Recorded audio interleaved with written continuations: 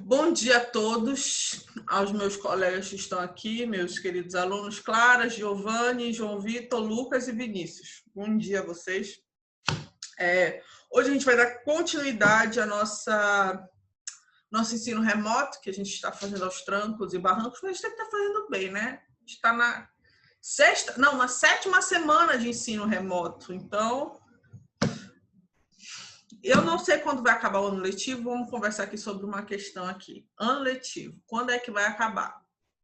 É o seguinte, eu acredito que a gente vá até dezembro, final de dezembro, assim, uns 21, 22 de dezembro. Não é certeza isso. Por que eu tô falando isso? Por quê? Porque em outra escola que eu trabalho já deram uma data para terminar. Dia 22 de dezembro acaba, é a última avaliação e pronto, acabou. Só que existe o calendário letivo que vai até o dia 14 de janeiro, mas eu não sei, porque parece que 2 semanas depois que termina, por exemplo, dezembro são as últimas provas. Isso realmente é o que acontece, né? Dezembro são as últimas provas. E como é que eu estou avaliando vocês? Estou avaliando vocês para as atividades, quem está fazendo atividade, quem está entregando, é assim que a gente está avaliando. E aquela apostila também da escola, que a escola mandou para vocês, né? Pra vocês pegarem lá. E aí, como é que é? Aí dezembro acaba tudo, né? E janeiro é só o pessoal que ficou de recuperação. Mas eu não sei como é que vai ser esse ano. Então vamos fazer o que a gente pode, que está dentro da nossa possibilidade. A gente está no dia 20 de novembro. 20 de novembro. Quem diria, né? A gente chegou tão longe. Bem, todo dia eu penso assim, né? Não sei como vocês pensam, mas eu penso muito assim de, nossa, eu consegui sobreviver a grande parte desse ano, né? Eu estou no nível 11 do ano, que é o 11º mês do ano. Então, eu tive Covid, então para mim também já é uma vitória eu estar viva, né? Mas enfim, gente, hoje a gente vai fazer a leitura, né, daquele texto, daquela apostila que eu mandei para vocês, que é sobre língua. A gente estudou linguagem, né? Que é uma faculdade humana, que a linguagem ela tem inúmeras possibilidades de realização, tanto na verbal quanto na não verbal, enfim. Só que o que é importante para vocês entenderem também é que a linguagem ela abarca uma coisa chamada língua. E a língua ela é extremamente importante para o estudo de vocês. Por quê? A disciplina que vocês têm comigo é qual é? Língua portuguesa. A gente estuda a língua portuguesa, certo? Não somente a gramática da língua, mas como a gente faz o uso dela em diversas situações. Por exemplo, quando a gente está no carro com nossos pais, ou quando a gente está numa palestra, conversando com os nossos amigos. Então, a língua portuguesa ela tem diversas formas de se expressar. Só que não se esqueçam, a linguagem ela está acima da língua, tá? A linguagem ela é o lugar em que a língua habita. Mas dentro da linguagem existem outras possibilidades que a língua está perto. Então, nunca se esqueçam que a língua ela está dentro da linguagem, mas ela não é a linguagem. Na verdade, a linguagem é muito maior que a língua, porque a linguagem ela possibilita de várias línguas existirem, certo? Ela é a capacidade humana do ser humano, é a capacidade humana do ser humano, ó. É a capacidade humana de que nós temos para podermos nos comunicar com os outros através de imagens, através de textos, através de sinais, através de cores. Então, todas as possibilidades elas são formas de comunicação. E a língua é uma forma de comunicação. A língua ela tem a ver com o quê? Com nacionalidade, ela tem a ver com identidade, com cultura, com regras gramaticais, com vários fatores que circundam toda a nossa vida em sociedade, gente. Nunca se esqueçam disso. A língua não é somente aquela gramática que a gente estuda, tá? A língua ela tem diversos usos, diversas formas de ser estudada. A literatura é uma manifestação da nossa língua portuguesa, né? Da linguagem também, porque, enfim, a língua está dentro da linguagem e assim sucessivamente. Então, uma está dentro da outra, enfim. Então, é importante vocês perceberem que a língua portuguesa, que a gente tanto estuda na nossa vida como estudantes, né? A gente nunca para de estudar a língua. Por quê? Porque a gente sempre está inserido na língua, né? A gente sempre está utilizando da língua portuguesa. Então, quando vocês falam assim, eu não sei gramática, eu sei português, claro que você sabe. Você tem um conhecimento sobre ela desde seu nascimento. Eu não sei se alguém aqui já nasceu em outro país. Se nasceu em outra cultura e tal, e era outra língua que ele aprendeu quando era criança. Então, a gente, desde o começo, desde quando a gente nasce, a gente escuta a nossa língua portuguesa. E toda essa forma de escuta, de interação, é um momento em que a gente está aprendendo. Apesar de não ser um momento formal, que é igual da escola ou em cursos, mas é uma forma de aprendizado da língua. Então, nunca digam que vocês não sabem a língua portuguesa. A língua portuguesa ela não é somente a gramática, ela é todo o uso que a gente faz dela. Enfim, vamos lá. A língua, o que aquela língua é? É um instrumento de comunicação e expressão, sendo compostas por regras gramaticais que possibilitam que grupos de falantes específicos consigam produzir enunciados que lhes permitam comunicar-se e compreender-se. Dessa forma, cada indivíduo pode usar de maneira particular a língua comunitária.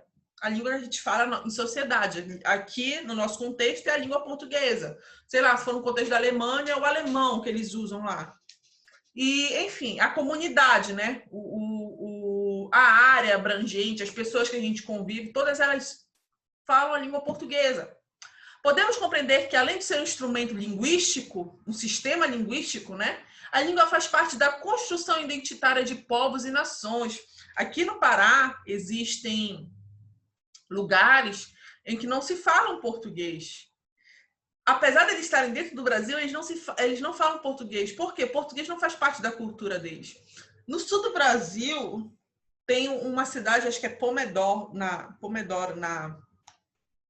em Santa Catarina. E lá eles têm até rádio em alemão. Então, vocês percebem que, apesar de a gente estar no Brasil, algumas comunidades, em algumas áreas do Brasil, existem línguas que não são a língua portuguesa, a língua português brasileiro, que é a língua oficial do Brasil, né? Por que isso acontece? Geralmente, quando eles usam por exemplo, o alemão, eles querem resgatar a origem deles, né? Porque aquela área lá no Brasil ela foi colonizada majoritariamente por italianos e alemães e pessoas que vieram da Europa fugindo da guerra. Então, quando eles fazem isso, eles se utilizam dessa língua alemã ou italiana, é uma forma de identidade cultural daquele povo, né? Eles querem resgatar aquilo, querem manter a cultura deles.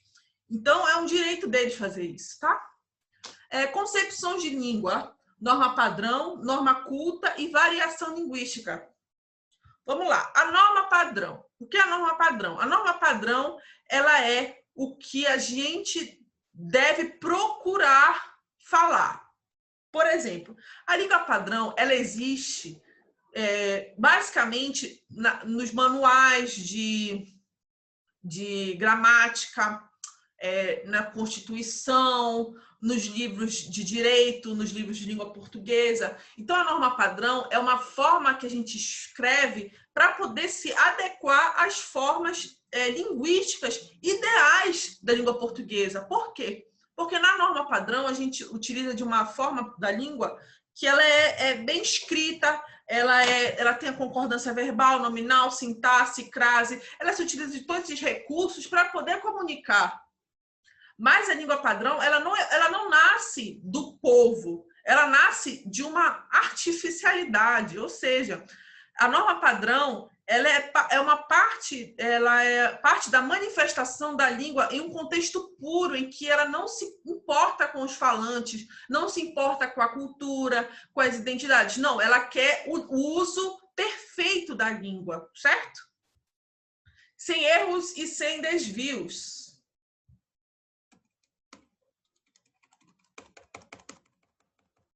Tá, continuando. A norma culta. O que é a norma culta? A norma culta é a forma em que as pessoas escolarizadas, as pessoas que têm um ensino superior, um mestrado, um doutorado, ou então que são leitoras ávidas, elas se utilizam de uma língua, de uma norma culta. Por que culta? Porque faz parte da cultura deles, da questão do que é cult ou que é coloquial. Então, é uma linguagem um pouco mais rebuscada, né? Então, a norma culta ela se refere muito mais às pessoas que falam do que a manifestação dela em si, diferente da norma padrão. Então, a norma culta ela se liga mais às pessoas que falam. Por exemplo, eu sou professora de língua portuguesa, eu tenho a minha formação de mestrado e eu estudo, eu tenho, enfim. Então, eu sou uma pessoa que está enquadrada nas pessoas que falam norma culta. Então, a norma culta ela tem mais a ver com as pessoas que se utilizam dela, do que ela em si. Mas, apesar de eu ser uma pessoa que tem estudos, eu sou professora de língua portuguesa, enfim, eu cometo erros. E a norma culta ela não também se prende à perfeição. Na verdade, ela tem mais a ver com as pessoas que falam ela. Mas não quer dizer que elas não errem. Elas erram a língua portuguesa também. Porque elas podem estar próximas da norma padrão, mas elas jamais serão norma padrão. Podem ser? Podem, principalmente na escrita. Na escrita é muito fácil, por exemplo, eu escrevendo, eu sou uma outra pessoa do que a Natália falando. Por quê? Porque eu estou muito mais ligada ao contexto de norma padrão quando eu estou escrevendo. Agora, quando eu estou com meus amigos conversando, eu estou mais no contexto de norma culta, por exemplo, numa palestra, numa aula, então estou perto da norma culta. Agora, coloquial é quando eu estou com meus amigos, tomando uma Skol Beats, um vinho. Aí eu já estou na coloquial. Por quê? Porque eu já estou no outro contexto. Então, a língua ela vai mudando a partir do contexto dela. E vamos aqui ver a diferença da norma culta para a norma padrão. A norma padrão ela se utiliza de um falante artificial. Esse falante não existe. Ele apenas existe no contexto idealizado, ideal, puro, enfim, inefável, né? Ele não existe. Ele é apenas o ideal que deve ser alcançado, que a gente almeja alcançar, né? E a norma culta se utiliza de um falante que existe, né? Por exemplo, eu sou uma falante da norma culta, vocês podem colocar eu nessa categoria. E geralmente esse falante é escolarizado, tem certas normas gramaticais internalizadas. Peraí, normas gramaticais internalizadas por ter tido acesso à educação. Então, esse acesso à educação é importante para a gente internalizar certas coisas. A fala coloquial. Tá, vamos lá, essa parte é importante. A fala coloquial pertence à língua portuguesa no momento em que essa é materializada no seu contexto real, cotidiano. Um exemplo bastante comum é quando conversamos com amigos, tanto na internet quanto pessoalmente. Como estamos em um contexto mais leve entre amigos, estamos suscetíveis a usarmos uma linguagem menos elaborada ou rebuscada. Usamos bordões ou até gírias nesse tipo de contexto informal. Entretanto, quando estamos na escola, em uma produção textual de língua portuguesa, você deve se utilizar de todo o conhecimento linguístico e gramatical para se expressar. Dessa forma, o contexto escolar exige de você o uso padrão da língua. Ou seja, vocês, quando eu passo um texto, uma atividade, vocês usam a língua, vocês devem almejar atingir a norma padrão. Mas quando vocês estão com os amigos de vocês, conversando no WhatsApp, enfim, como a gente não pode ter interação social agora, né? Devido ao coronavírus, a gente usa de outras formas. Por exemplo, a gente não fala assim, a gente não escreve, por exemplo, ai meu Deus, a minha internet vai ficar doida. A gente fala VC, né? Ou então você, assim, qual é e tal. Tá, bora lá. Ah, meu Deus. Sim, eu tenho que abrir de novo esse compartilhamento. Só um momento. Então, vocês percebem que a língua ela muda também a partir da questão do contexto, né? Qual situação a gente está vivendo naquele momento, como é que está acontecendo toda aquela interação. Bem, voltando.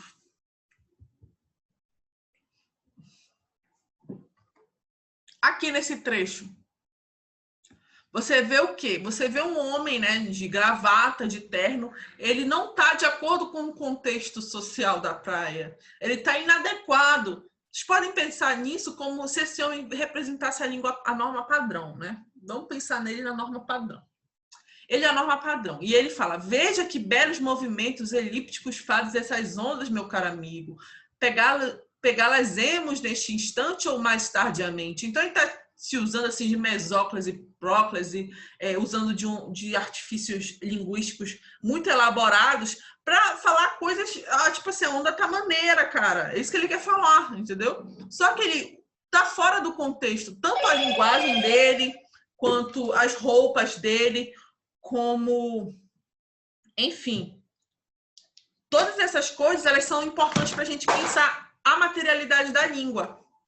Ela não é somente o que a gente lê no livro, ou o que a gente vê nas gramáticas, mas ela também é como a gente usa no dia a dia. Então, podemos comparar as escolhas que fazemos quanto ao uso, a forma como nos vestimos.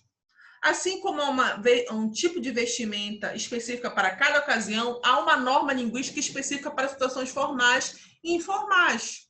Veja o caso do surfista executivo ao lado. Não só os termos por ele usados, mas também sua forma de se vestir são impróprios ao contexto em que está inserido, ou seja, o contexto dele é um contexto totalmente informal, mas ele está vestido de forma formal, entendeu?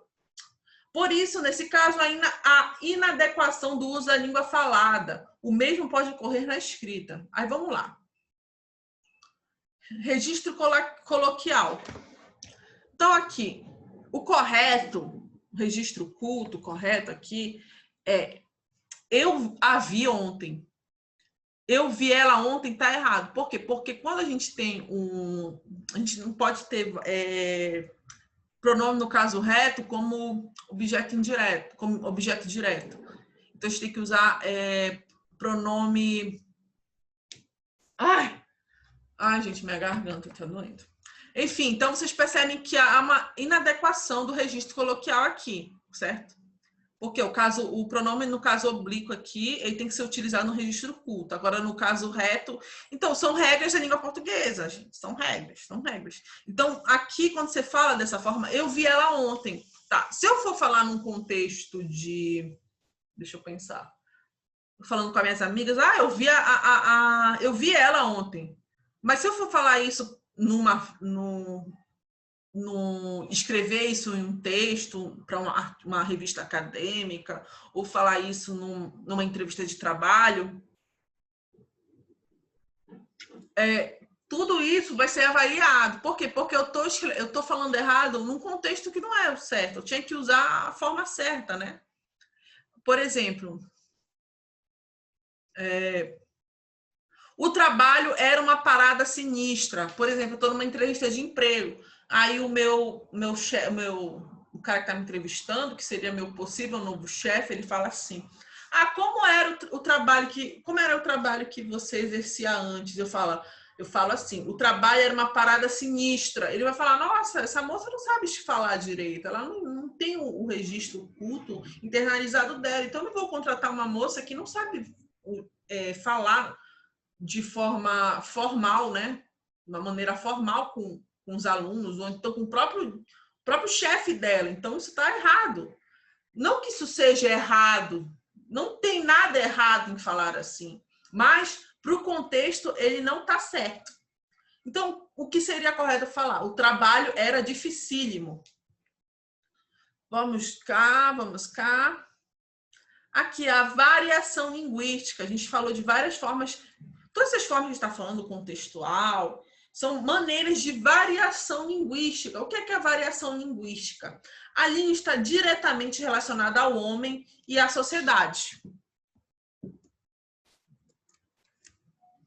Como cada pessoa e situação social existem, a língua varia de acordo com vários fatores e situações. Dessa forma, a variação linguística está diretamente relacionada ao uso real e social da língua, em sua materialidade, ou seja, como a gente usa ela nas diversas formas. Há diversas situações em que a língua se apresenta e cada uma delas interfere na língua de uma determinada forma. Desculpa, é que eu tô com probleminhas. Alguns fatores que favorecem essas variações. Vamos lá. A região geográfica, por exemplo, a gente aqui no Pará e o pessoal, sei lá, de Goiânia, a gente fala a língua portuguesa, né? Todo mundo fala a língua portuguesa, então, nesse contexto, né? Só que eles usam termos diferentes do nosso. Por exemplo, eu falo assim, égua, maninho, tu já fez leseira? Ele vai falar, mas o que ela tá falando? Isso não é português. É português. É a língua portuguesa. Mas ela está variando, é uma variação linguística geográfica, ou seja, eu estou falando do dialeto paraense. A questão do sexo, né, do feminino, do masculino, dizem que o homem ele fala muito mais agressivo, ele é mais direto, a mulher mais contextualiza, se utiliza mais de outras palavras.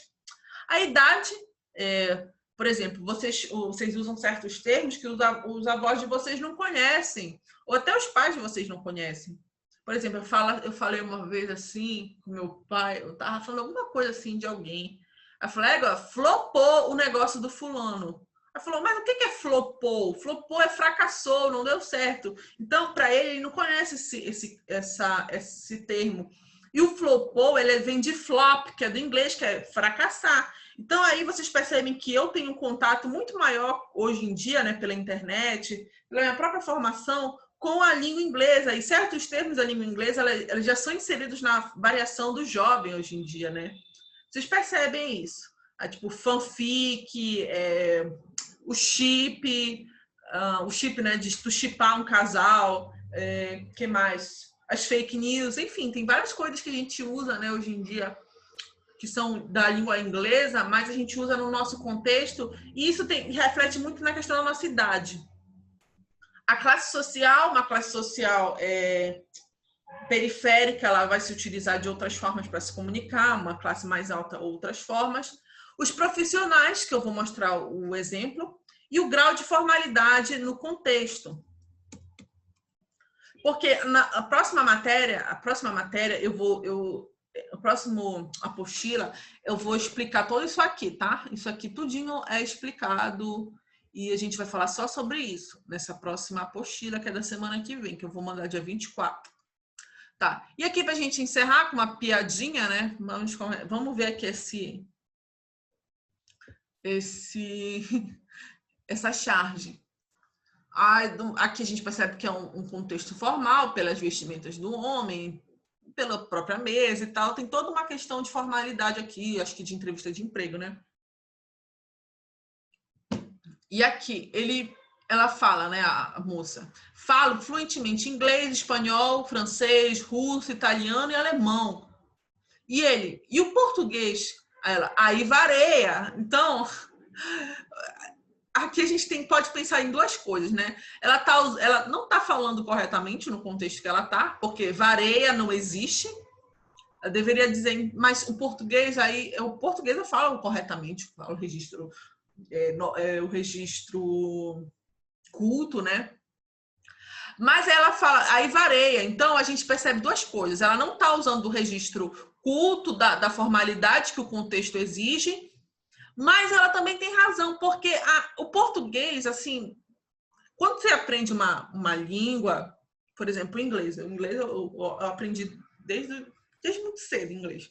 Então, hoje em dia, eu consigo, com o inglês, falar da forma informal e da forma formal. Eu consigo escrever textos na norma padrão da língua inglesa e eu consigo escrever coisas também gírias do inglês. Hoje eu consigo fazer isso. Mas isso depois de muitos anos de estudo, de falando, de pesquisando sobre inglês. Eu sou também falante do alemão. Só que do alemão eu não sei falar a gíria deles. Então, quando eu fui para lá um tempo, que eu já contei para vocês, eu acho, tinha algumas pessoas que vinham falar comigo em alemão e eu não entendia nada. E elas elas achavam que eu falava assim muito rebuscada. Por quê? Porque o que eu aprendi do alemão, que eu sei por enquanto, é a norma padrão deles de lá. E o dialeto, as formas como eles se comunicam em determinadas áreas, é muito diferente. Então, tem isso também nos usos da língua. Mas, como eu sou falante de língua portuguesa, eu sei falar a forma coloquial, eu sei falar a variação do meu estado, eu sei falar no registro culto que eu estou fazendo aqui com vocês. Então, a gente tem esse domínio no português de variar, né? Porque é a nossa língua materna. Nas outras línguas, a gente tem esse domínio, pode adquirir com o tempo, mas é muito mais difícil. A gente tem, às vezes, geralmente, o contato primeiro com a norma padrão das outras línguas, né? E, por fim, os exercícios que vocês têm que me mandar. Acho que... Deixa eu até ver. Peraí, rapidinho. Até ver quem foi que mandou. Peraí. Tá. Vou aqui dizer quem foi que mandou. Hoje eu vou falar quem foi que mandou. Tá.